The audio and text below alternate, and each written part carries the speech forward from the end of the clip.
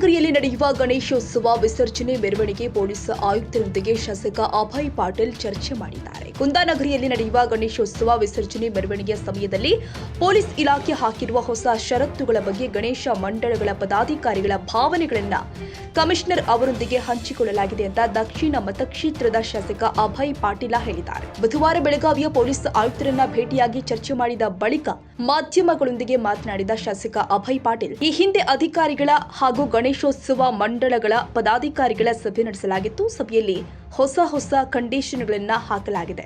ಬೆಳಗಾವಿಯಲ್ಲಿ ಈ ತರ ಹೊಸ ಕಂಡೀಷನ್ಗಳು ಬೇಡ. 40 ಗಣೇಶ ಮಂಡಳಗಳ ಮಾರ್ಗ ಬದಲಾವಣೆ, ಪಟಾಕಿ ಹಾರಿಸಬೇಡಿ, ಹಾರಿಸಿದ್ರೆ ಕೇಸ್ ಹಾಕ್ತೀವಿ. ವಾದ್ಯ ಮೇಳಗಳು ಬ್ಯಾಂಕ್ ಆಫ್ ಇಂಡಿಯಾ ತನಕ ತಂದು ಅಲ್ಲಿಂದ ನಡೆದುಕೊಂಡು ಹೋಗಬೇಕು ಎನ್ನುವ ರೆಸ್ಟ್ರಿಕ್ಷನ್ ಹಾಕಲಾಗಿದೆ. ಸಭೆಯ ನಂತರ ಪೊಲೀಸರು ಯಾವುದೇ ಘಟನೆಗಳು ಜರುಗಿದ್ರೆ ನೀವೇ ಹೊಣೆಗಾರು ಅಂತ ಖಾಲಿ ಬಾಂಡ್ ಪೇಪರ್ ತೆಗೆದುಕೊಂಡಿದ್ದಾರೆ. ಕೆಲವೊಂದು ಪೊಲೀಸ್ ಠಾಣೆಯವರು ಮಾಡಿದ್ದಾರೆ. ಇತ್ತೀಚೆಗೆ ಒಂದು ಸಭೆ ನಡೆಯಿತು. ನಿಮಗೆ ಎಲ್ಲ ಕಂಡೀಷನ್ ಒಪ್ಪಿಗೆ ಆದ್ರೆ ನಮಗೂ ಅಭ್ಯಂತರವಿಲ್ಲ. ಯಾರಿಗೆ ಒಪ್ಪಿಗೆ ಇದೆ ಅವರು ಇದನ್ನ ಫಾಲೋ ಮಾಡಿ, ಯಾರಿಗೆ ಒಪ್ಪಿಗೆ ಇಲ್ಲ ಅದ್ರ ಬಗ್ಗೆ ಸಂಬಂಧಿಸಿದವರ ಗಮನಕ್ಕೆ ತರ್ತೀವಿ. ಇಂದು ಕಮಿಷನರ್ ಅವರನ್ನ ಭೇಟಿಯಾಗಿ ಅವರ ಭಾವನೆಗಳನ್ನ ಗಮನಕ್ಕೆ ತಂದಿದ್ದೀವಿ. ಮಾರ್ಗ ಬದಲಾವಣೆಗೆ ಒತ್ತಡ ಹಾಕಬೇಡಿ. ಪಾರಂಪರಿಕ ಮಾರ್ಗದಲ್ಲಿ ಮೆರವಣಿಗೆ ಸಾಗಬೇಕು. ಯಾರಿಗೆ ಇಷ್ಟ ಇದೆ ಅವರು ಮಾಡಿಕೊಳ್ಳಲಿ. ಪಟಾಕಿ ಹಾರಿಸಬೇಡಿ ಎನ್ಬೇಡಿ. ಅಲ್ಲಿ ಗೋಟಿ ಆಡುವುದೇನು, ವಿಸರ್ಜನೆಗೊಳ್ಳುವ ಸ್ಥಳದ ತನಕ ವಾದ್ಯ ಮೇಳವನ್ನ ತೆಗೆದುಕೊಂಡು ಹೋಗ್ಲಿ. ಅದಕ್ಕೆ ಅವರು ಒಮ್ಮೆ ಗಣೇಶ ಮಂಡಳದವರಿಗೆ ಮನವರಿಕೆ ಮಾಡಿಕೊಡ್ತೀವಿ. ಒಪ್ಪಿದ್ರೆ ಹಂಗ, ಒಪ್ಪದಿದ್ರೆ ಅವರಿಗೆ ಬಿಟ್ಟದ್ದು ಅಂತ ಹೇಳಿದ್ದಾರೆ ಎಂದು ಶಾಸಕ ಅಭಯ್ ಪಾಟೀಲ್ ಹೇಳಿದ್ದಾರೆ. ಹಿಂದೆ ಎಲ್ಲ ಯುವಕ ಮಂಡಳ ಏನು ಗಣೇಶೋತ್ಸವ ಮಂಡಳ ಪದಾಧಿಕಾರಿ ಕರೆದು ಒಂದು ಸಭೆ ಮಾಡಿದರು. ಹಿಂದೂ ಅಧಿಕಾರಿಗಳು ಮತ್ತು ಗಣೇಶೋತ್ಸವ ಮಂಡಳ ಪದಾಧಿಕಾರಿಗಳು. ಆವಾಗ ಕೆಲವೊಂದು ಕಂಡೀಷನ್, ಹೊಸ ಕಂಡೀಷನ್ ಹಾಕಿದ್ರು. ಇದು ಮೊದಲು ಬೆಳಗಾವಿಯಲ್ಲಿ ಎಂದೂ ಈ ಥರ ಕಂಡೀಷನ್ ಇಲ್ಲ ಇತ್ತು. ಒಂದು 40 ಯುವಕ ಗಣೇಶೋತ್ಸವ ಮಂಡಳದ ಮಾರ್ಗವನ್ನು ಬದಲಾವಣೆ ಮಾಡೋಕ್ಕೆ ಹೇಳಿದರು. ಎರಡನೇದ್ದು ಪಟಾಕಿ ಹಾರಿಸಬೇಡ್ರಿ ಅಂತೇಳಿ ಆ ದಿವಸ ಹಾರಿಸಿರೋ ಕೇಸ್ ಹಾಕ್ತೇವೆ ಅಂತ ಹೇಳಿದರು. ಮೂರನೇದ್ದು ಈ ವಾದ್ಯಗಳೇನು ನಿಮ್ಮ ಅದಾವ ಅವು ಒಂದು ಬ್ಯಾಂಕ್ ಆಫ್ ಇಂಡಿಯಾ ಕಡೆಯಿಂದ ಬರುವಂಥದ್ದು ಅಲ್ಲೇ ಬಂದ್ ಮಾಡುವಂಥದ್ದು, ಅಲ್ಲಿಂದ ನೀವು ನಡ್ಕೊತ ಹೋಗಬೇಕು. ಆಮೇಲೆ ಇಲ್ಲಿ ಪಪ್ಪು ಕಲಾನಿ ಚೌಕದಿಂದ ಹಿಂಗೆ ಕೆಲವೊಂದು ಕಡೆ ರಿಸ್ಟ್ರಿಕ್ಷನ್ ಮಾಡಿದರು.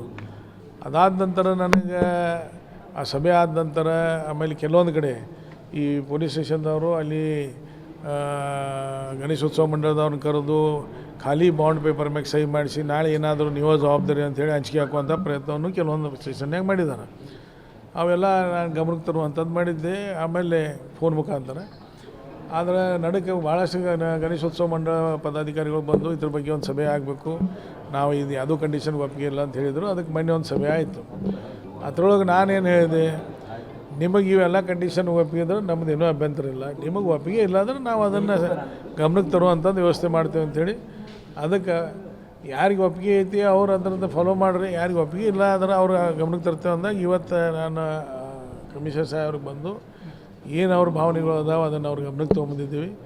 ಒಂದು, ನೀವು ರೂಟ್ ಚೇಂಜ್ ಮಾಡೋವಂಥ ಬಲವಂತ ಮಾಡೋಕ್ಕೆ ಹೋಗ್ಬೇಡ್ರಿ. ಯಾರಿಗೆ ಚೇಂಜ್ ಮಾಡೋದೈತಿ ಅವ್ರು ಮಾಡ್ಕೊಬೋದು ಅವರಾಗಿ.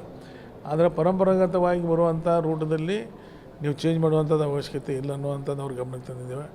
ಎರಡನೇದು, ಪಟಾಕಿ ಹಾರಿಸಲಿಲ್ಲ ಬಂದು ಜನ ಕೇಳತ್ತಾರೆ ಗುಟಿ ಆಡೋಣ ಏನು ಅಂತೇಳಿ ಗಣಪತಿಯಾಗ ಮತ್ತು ಪಟಾಕಿ ಹಾರಿಸೋರನ್ನ ಅದನ್ನು ನೀವು ರಿಸ್ಟ್ರಿಕ್ಷನ್ ಮಾಡೋಕ್ಕೆ ಹೋಗ್ಬೇಡ್ರಿ ಅನ್ನುವಂಥದ್ದು ಹೇಳಿದ್ದೀವಿ.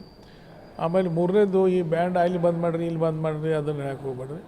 ಅವರು ಏನು ವಾದ್ಯಗಳು ಅದಾವ ಗಣೇಶ ಚತುರ್ಥಿ ಎಲ್ಲಿ ವಿಸರ್ಜನೆ ಅದ ಆ ವಿಸರ್ಜನೆ ತನಕ ಹೋಗ್ಬೇಕಂದ. ಅದಕ್ಕೆ ಅವರು ಇಲ್ಲ ನಾವು ಅವ್ರಿಗೆ ಮನವರಿಕೆ ಮಾಡಿಕೊಡ್ತೀವಿ ಇನ್ನೊಮ್ಮೆ ಅಂದ್ರೆ ಒಪ್ಪರ ಹಂಗೆ ಒಪ್ಪಿಲ್ಲ ಅವ್ರಿಗೆ ಬಿಟ್ಟಿದ್ದಂತಂತ ಅವರು ಹೇಳಿದ್ದಾರೆ. ಆದರೆ ಎಲ್ಲ ಮಂಡಳಗಳಿಗೆ ಏನಾಗಿಬಿಡ್ತದೆ, ನಾಳೆ ಸ್ಥಳೀಯ ಪೊಲೀಸರು ಇರೋದಿಲ್ಲ. ಸ್ಥಳೀಯ ಪೊಲೀಸರಿದ್ದರೆ ಇಲ್ಲಿ ಸ್ಥಿತಿಗತಿಗಳಿಗೆ ಅವ್ರಿಗೆ ಗುರುತಿರ್ತದೆ, ಅವರು ಕನ್ವಿನ್ಸ್ ಮಾಡಿ ಅಲ್ಲಿ ಅಧ್ಯಕ್ಷರಿಗಿರ್ಬೋದು ಮಾಡ್ಬೋದು. ಆದರೆ ಹೊರಗಿನ ಪೊಲೀಸರು ಹೊಲ ಬಂದಿದ್ದರಿಂದ ವಾದಕ್ಕಾಗಿ ಬೆಳಗಾವಿ ಶಾಂತತೆ ಕದಡುವಂಥ ವ್ಯವಸ್ಥೆ ಆಗಬಾರ್ದು ಅನ್ನೋದು ಅವ್ರ ಗಮನಕ್ಕೆ ನಾನು ತಂದಿದ್ದೀನಿ. ಯಾಕಂದರೆ ಇಷ್ಟು ವರ್ಷ ತನಕ ಏನೀಗ ನಮ್ಮ ಶಿವಜಯಂತಿ ಆಗಲಿ, ರಾಜ್ಯೋತ್ಸವ ಆಗಲಿ, ಅಥವಾ ಅಂಬೇಡ್ಕರ್ ಜಯಂತಿ ಆಗಲಿ, ಬಸವ ಜಯಂತಿ ಆಗಲಿ ಯಾವ ದುಂಬಡಿ ಆಗಿಲ್ಲ. ಮತ್ತು ಯಾಕೆ ಸುಮ್ಮನೆ ನೀವು ಹೊಸ ಕಂಡೀಷನ್ ಹಾಕಿ ಜನರಿಗೆ ಅದ ಮಂಡಳದವ್ರಿಗೆ ಅನಾನುಕೂಲ ಮಾಡತ್ತೀರಿ, ಅದು ಆಗಬಾರ್ದು ಅನ್ನೋ ಅವ್ರ ಗಮನಕ್ಕೆ ತೊಗೊಂಬಂದಿದ್ವಿ. ಅಲ್ಲ ಏನಲ್ಲ ನಿಮಗೆ ಎಲ್ಲರೂ ವಿರೋಧ ಮಾಡಿದ್ದಾರೆ. ಸರ್, ಈಗ ನೀವು ಮಾತಾಡಿದ್ರಿ ಏನೋ ಪ್ರತಿಕ್ರಿಯೆ ಏನು ಸರ್?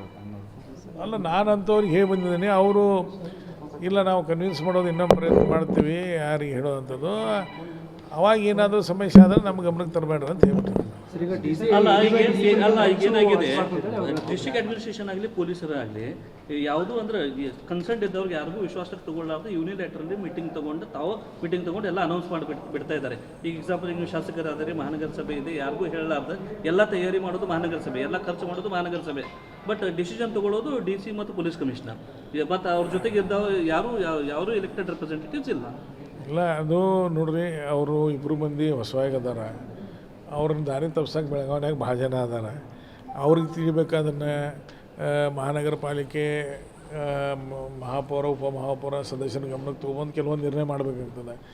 ಈಗ ನನಗೆ ತಿಳಿದ ಮಟ್ಟಿಗೆ ಮಹಾಪ್ರಸಾದಕ್ಕೆ ಮಹಾನಗರ ಪಾಲಿಕೆದವ್ರದ್ದು ವಿರೋಧ ಇಲ್ಲ. ಮಹಾನಗರ ಪಾಲಿಕೆದವ್ರು ಏನಂತಾರೆ, ಜಿಲ್ಲಾಧಿಕಾರಿಗಳಿಗೆ ಇಂಥ ಕಾರ್ಯಕ್ರಮಗಳಿಗೆ ಅನೇಕ ರೀತಿಯ ಹಣಕಾಸಿನ ವ್ಯವಸ್ಥೆ ಅದ, ಆ ಫಂಡ್ನ್ಯಾಗ ಅವರು ಮಾಡಲಿ.